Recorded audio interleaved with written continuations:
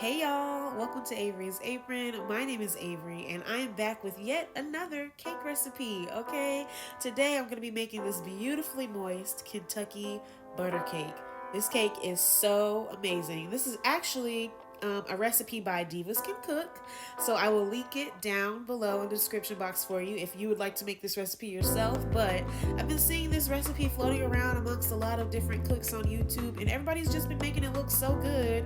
So you know what? I said I need to jump on the bandwagon and try this out myself, okay? So we're gonna hop right into it. I'm starting off by mixing up my dry ingredients. You need all-purpose flour, baking powder, and salt.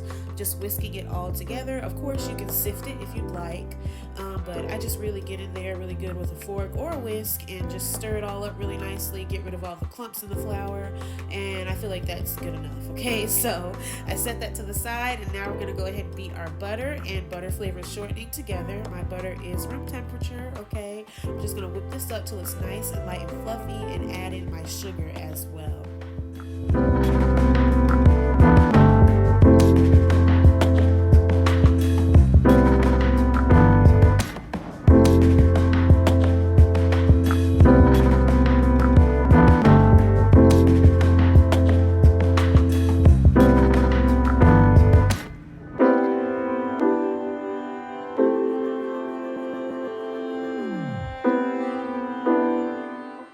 So I added in my sugar about a cup at a time. Okay, I was using a half cup measuring cup, so that's why it seemed like I added so much. But I added in my sugar a cup at a time, and once it was all nice and fluffy like this, which was after about 10 minutes, I went ahead and added in my eggs, one egg at a time, beating well after each addition.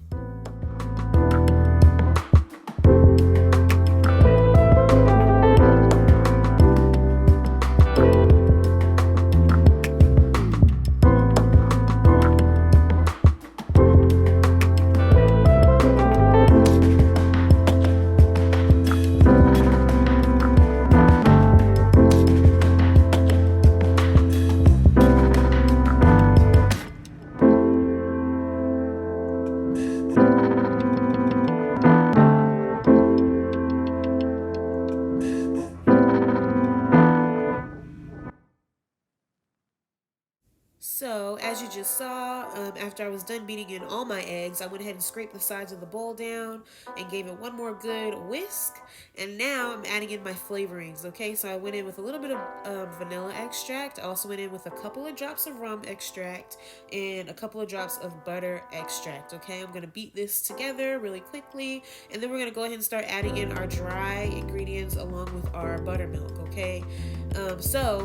How I'm doing this, I'm going in with a third of the dry ingredients. I'm going to go in with half my buttermilk, another third of the dry ingredients, the other half of my buttermilk, and then the final third of my dry ingredients. Okay, you want to start and end with dry ingredients.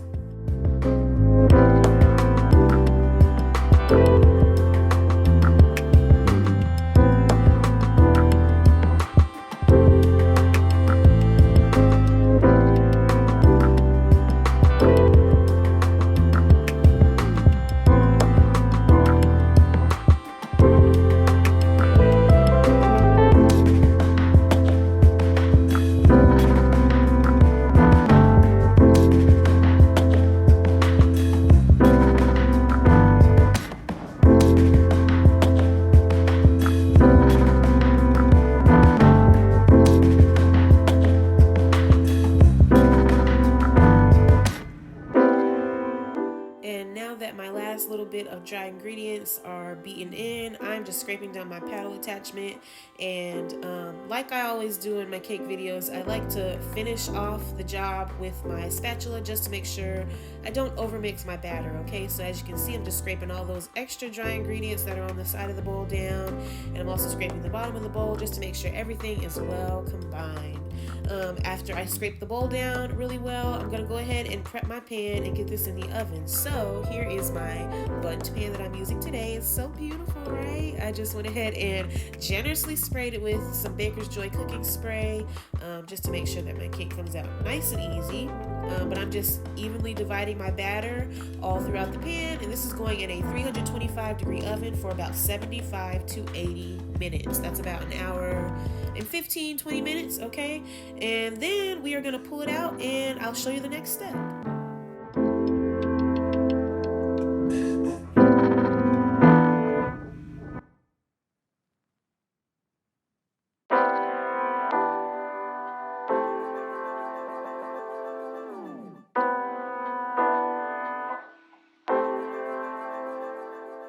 So here is my cake after about an hour and 15 minutes. It looks beautiful, right? So I have my skewer here and I'm using the blunt end to poke holes all over the cake. And this is just going to allow the cake to really soak up all that yummy sugary glaze that we're about to pour on it, okay?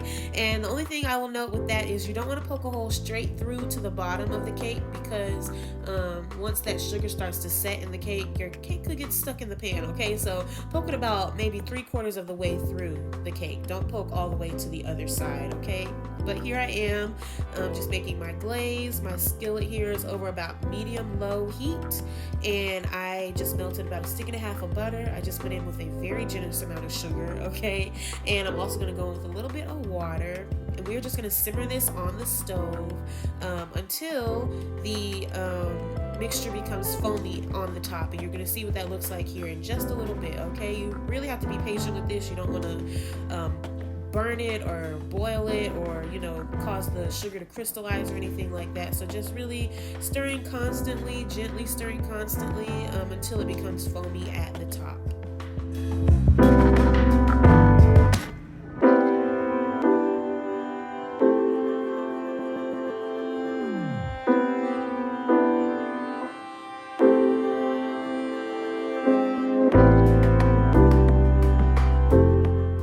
So this is the foamy look I was referring to. It's nice and bubbly at the top. Once you get to this point, you want to go ahead and turn your heat off and add in your extracts, okay? So I went in with a splash of vanilla extract. I'm giving that a nice gentle stir.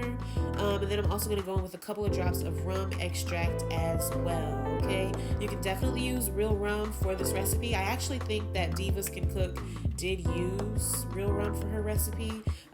By all means, if that's what you want to do, go ahead, okay? But I didn't have any. I had rum extract, so that is what I used, okay? But our mixture is finished, so now we're going to take it over to our cake and start drenching that baby.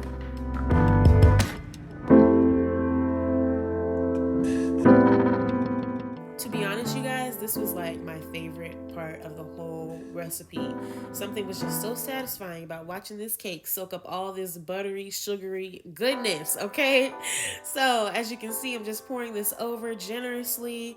So what I did was I poured over a little bit, and then I let it set for like 10-15 minutes to really soak it in. Then I come back and pour over some more, and I just kept doing that, okay, until I was done with about maybe half of the glaze.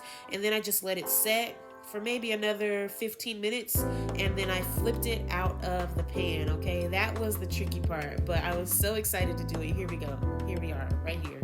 This was the moment of truth, okay? To see if my cake was going to actually stick to the cake pan or come out. But I'm gonna let y'all watch and see what happened.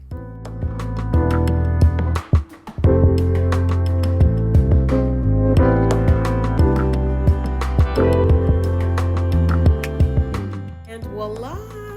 As you can see, it lifted right out of the pan. Yes, okay, this is why you don't want to poke holes all the way through your cake, because otherwise it might not come out as easily, okay? But anyways, I just continued to drench my cake with this beautiful glaze. If you have a pastry brush, you can definitely use that instead. It definitely will probably make this whole process easier. But if not, use a ladle, a spoon, whatever gets the job done, okay? But at this point, you guys, this is the end of the recipe. My mom is coming up to give it a taste for you guys. But be sure to give this video a thumbs up if you've enjoyed it. Subscribe if you're new. And I will talk to y'all in my next video. Thanks so much for watching, you guys. Bye.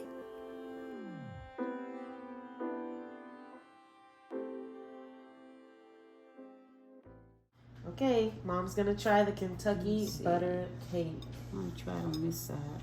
Oh man, I'm just really proud of this one. It's really moist. Ooh, look at that. It's real moist. Yum. Okay. It's hot too. Yes, I like them hot. Yep, we didn't even wait. We just before we used to let them sit overnight, our pound cakes. But. Yep. Was it good?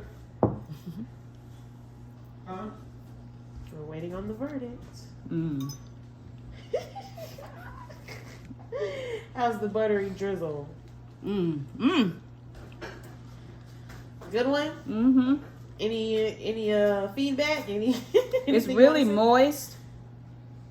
And you can tell by the way you're cutting it. I like the buttery taste. It's like an extra flavor of butter. I like that. Do you It's taste really the rum good. in there? The rum flavor? Mm-hmm. I only put a little bit. You do? Yeah. Yeah, because this is taste, you know, like when you taste stuff and you're like, what is that? So that's what it is. Okay. It's really good. It's really good. It's very moist. Nice. It's beautiful. Thanks for your taste test.